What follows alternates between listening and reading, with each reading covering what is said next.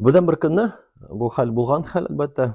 Нью-Йоркка бер галимнәрне чакырдылар. Җегетләр, Нью-Йоркта яшәгән мөселманнар бер галимне чакырдылар. Ни өчен? Анда бер бай кеше бар иде. Зур фирмасы иде. Һәм чакырдылар инде хәзрәт әйдә килеп анарга вааз сөйләле, бәлки йөрәге җимшарыр, бәлки ныгыр диндә, чөнки намаз да укымый, үзен мөселман булып саный инде ул, һәм ярдәм итеп йөрми иде. Шул вакытта бу галим әлбәттә ризалашты, килде. Шул кеше янына килеп, Аллаһ турында аңлата башлады. Караса, теге тыңламый. Аннан Пәйгамбер Мөхәммәд саллаллаһу алейһи ва саллям турында карады. Шулай ук теге тыңламый.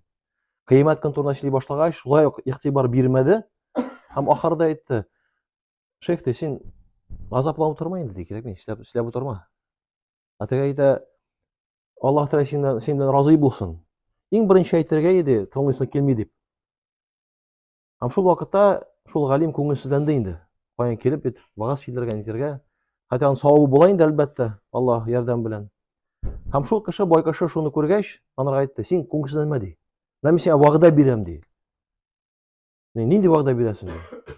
Менә вакыты килгәч ди, үзем яшәгән җиргә кайтып, мәчет төзим Аллаһ ризалыгы өчен һәм тормышымны, калган гомеремне Аллаһка багышлыйм ди. Шулаймы ди? Егер үтсә, кагаз белән миңа каләм бир әле ди. Нәрсәгә ди? Мин ди килешү төзим. Синең үлем фәрештәсе белән. Һәм шунда үлем фәрештәсе мөһер куйсын ди. Син өйгә кайтканча хәтлек, мәчет төзгәнчә хәтлек, гомереңне Аллаһка багышлаганча хәтлек, ул синең җаныңны алмый дигән килешү төзеп, ул мөһер куячак ди анда. Теге көлеп җибәрде инде. Андый хәл булмый бит инде.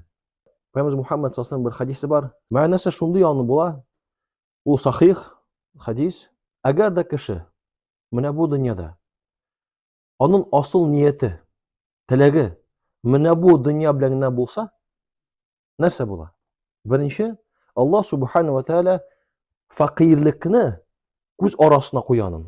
Ягъни бу кешегә гел акча җитми. Акча, мал җитми, бусы җитми, теге җитми. Фақирлек күз алдында булачагын. Икенчесе, кардәшләрем, эшләре тәртиптә булсалар да, Аллаһ Субхана ва Тәгалә аның эшләрен тәртипсез хәлгә куячак. Бу хадискә таянып. Әгәр дә аның максаты бу дөньяда, бу дөнья булса, ахирет түгел.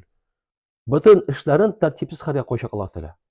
Һәм шул эшләрне тәртипкә куер өчен ул теге эшләп җири. Монда җигдә тегендә көне төн эшли ул. Хайваннан да күбрәк эшли инде ул.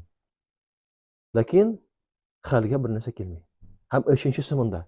Менә шул эштә көне төне булуына карамастан, Аллаһ язганнан ул барбы күбрәк алмаячак. Күпме Аллаһ та ризык анарга язган, шул хәтлек алачак ул. Күпме йөгереп йөрмәсен, көне төн эшлиме ул, көне төне тагын бер вакыт табып эшлиме ул, 25 сәгать эшлиме ул, 26 булсынмы, булса да, барыбер Аллаһ язганнан күбрәк алмаячак ул. Ләкин икенче ягы бар. Әгәр дә кешенең максаты, нияте ахирет булса, шул вакытта нишли Аллаһ Субхана ва Тәгалә? Аның күңеленә, йөрәгенә ризалык сала. Ризалык, кардәшләрем, ул зур байлык. Иң бай кеше кем? Ул риза кеше. Аллаһ биргән белән ул риза. Әлбәттә, ул алга бара тырыша, ләкин Аллаһ биргән ул риза.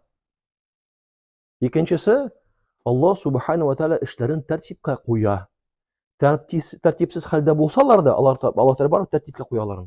Бу нәрсә белән? Әгәр нияте, максаты ахирет булса. Ахирет нәрсә ул? Аллаһ ризалыгы, җәннәткә керү, җәһәннәмгә кирмәү. Һәм кыямәт көнне азапта булмау. Кабердә азапта булмау. Менә шул ахирет турында сүз бара. Әгәр дә аның максаты шул булса, димәк, Аллаһ та эшләрен тәртипкә куя. Һәм өченчесе, кардәшләрем, дөнья анарга үзе иелеп киләчәк. Сезгә тезенеп. Үзе киләчәк ди. Шуңа күрә, әйдәгез бүген изгелек кыла алсак, иртәгә калдырмыйк. Беребез дә үлем фәрештәсе белән килешү төземәде. Әгәр дә берәр кешегә авырсыз әйтте икән, бер гаделсезлек кылды икән, кемне булмасын ул? Балаң, белмәгән кеше булсын, әгәр дә теге күршең булсын ул, гел иреткән бер эшкә кеше булсын ул, әгәр гафу сорап, ахиреткә калдырмыйк. Чөнки бу дөнья уза да китә. Бер секунд. Һәм әгәр дә безнең максатыбыз Икенче нәрсә? Максатыбызны дөрес куйсак, иртә белән торгач, максатыбыз ахират булырга тиеш. Ятканда ахират булырга тиеш. Ни өчен? Ул акыл ягыннан да дөрес. Ни өчен? Чөнки бу дөнья ул 60-70 ел гына. Ахират кыямәт көнендә 50 мең ел булачак. Аннан мәңгелек булачак. Акыл ягыннан да безнең беренче урында ахират булырга тиеш. Һәм әгәр дә ул мәсьәләне без расласак, шишсәк, ул автоматик рәвештә бу дөньяга да безгә әсәр бирәчәк. Бу дөньяда да якларыбыз күңелебез тыныч булачак, эшләребез тәртиптә булачак һәм дөнья үзе киләчәк безгә. Бу Аллаһның вәгъдәсе иншалла. Моны безгә Пәйгамбер Мөхәммәд саллаллаһу алейһи ва саллям раслады. Һәм алардан да әлбәттә, кардәшләрем, дөресрәк сүз юк. Беренче Аллаһ, аннан Пәйгамбер Мөхәммәд саллаллаһу алейһи ва саллям. Шуңа күрә һәрберебезгә дә, кардәшләрем, ахират белән яшәргә насыйп итсә иде. Нинди генә сүз әйтмисен, нинди генә гамәл кылмыйсың, нәрсәне планлаштырмыйсың, акылыңда, йөрәгеңдә, күңелеңдә ахират булырга тиеш. Менә шул аша бөтен гамәлләрне эшләргә тиешбез. Шул аша бөтен сүзләрне әйтергә тиешбез. Шул аша, кардәшләрем, гаиләдә тормышны төзергә тиешбез. Шул рәвештә, шул призма аша балалар белән муамәлә төзергә тиешбез. Ни өчен? Ахирәттә җәннәттә булыр өчен. Субханакаллаһумма бихамдик, ла илаха илля анта, астагфирука ва атубу илейк.